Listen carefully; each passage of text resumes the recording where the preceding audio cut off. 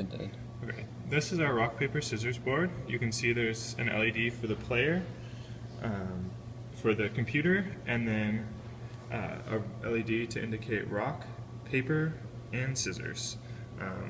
When you turn it on, it goes through a power on self-test. It flashes through the LEDs a few times, turns them all on, turns them all off, and then lights the player LED to indicate that it's ready for you to choose your choice.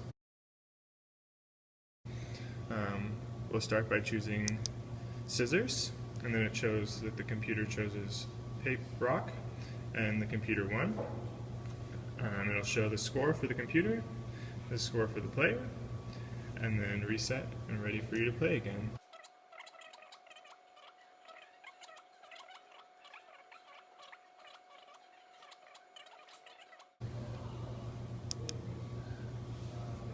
Now we'll choose scissors, and they chose paper, and we'll win. And now we have 3, and the computer has 1. And since we've gotten to the end, it'll do a little dance showing us that we won the game. And then it will reset the scores and start over again.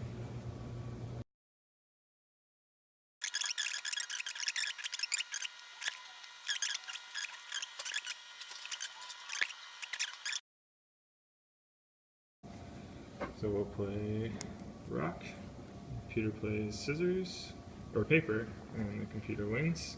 So the computer should know we have 1.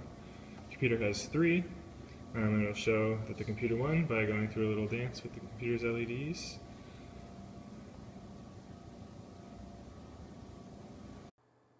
Alright, let me show you our awesome code. The win matrix, it helps the program decide really fast who won, the computer, user, or it's a tie. It gets the user's input, the computer's input, goes into the matrix, and figures it all out. This is really cool. It makes an internal pull-up resistor for the button. All you have to do is write the pin of the button and put it as high. Thus, it makes the microprocessor pull up that internal resistor. Thus, you don't have to have a resistor on your board, even though we did. The random seed makes sure that the computer's choice is always random, so when you reset the board, it doesn't repeat its choices again.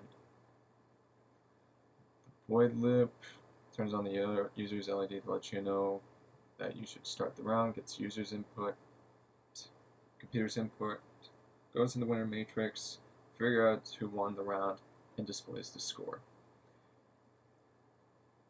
The LED tests all the LEDs to make sure they are working, gets user's input. This makes sure that the button was being held during the start of the Raven board, that it does not register as that was your pick. It remembers what the user picked, holds on to the LED, and thus down here we turn on the LED, thus to let you know that you picked rock, paper, scissors. Turns the LEDs off. You probably noticed that it was odd that we're writing them as high and low because our circuit is active low. Thus, we need to turn the LED high to turn it off and low to turn them on. Similar to user's choice with the computer, remembers what the computer chose, turns on the LED to let you know that's what the computer chose, and then here we figure out who won, and the one who wins, their scores increase, their LED is flashed, but if it's a tie, then both the user's and computer LED will flash. And this is very cool. Using the rock, paper, and scissors LED, we show you what your current score is. Thus, after a few rounds, it will light up the user LED, show how many points you won, then lights up the computer's LED and shows you how many the computer won. And then when the user or computer reaches 3, then it will light up the user LED and make the rock, paper, scissors LED do a little dance and resets the score.